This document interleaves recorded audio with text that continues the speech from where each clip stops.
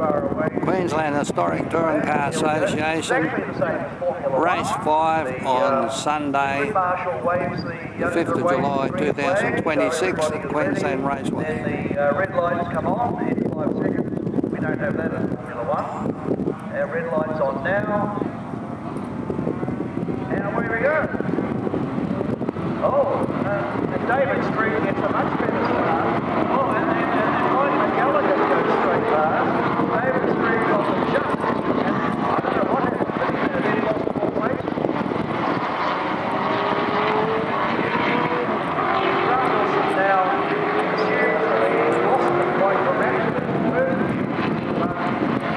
Rapidly regained it. And what you regain tomorrow.